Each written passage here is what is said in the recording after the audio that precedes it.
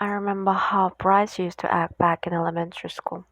He would say things like, I think girls are stinky poos. If I heard him, I would immediately say, I don't think girls are stinky poos. But of course, now I don't get any credit for sticking with the girls all this time. Uh, Sticking with the girls all this time. The best I can figure is that I'm somewhere around 52nd or 53rd most popular this year. But the good news is that I'm about to move up one spot because Charles Davis is above me and he's getting his braces next week.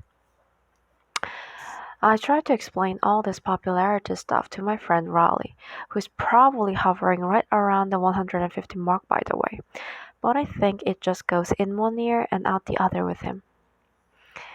Today we had VSAT, so the first thing I did when I got outside was sneak off to the basketball court to see if the cheese was still there, and sure enough, it was.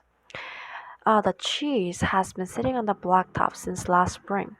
I guess it must have dropped out of someone's sandwich or something. And a couple of days later, the cheese started getting all moldy and nasty.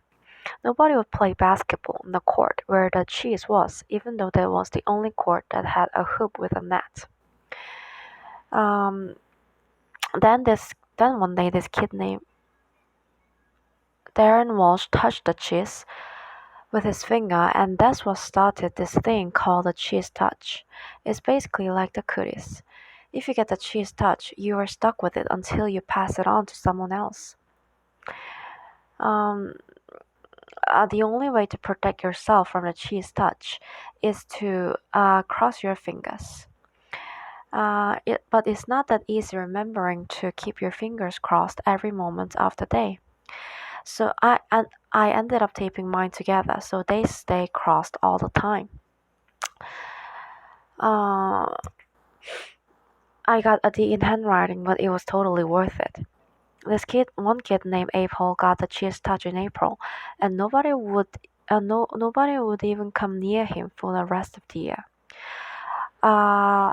This summer, Abe moved away to California and took the cheese touch with him.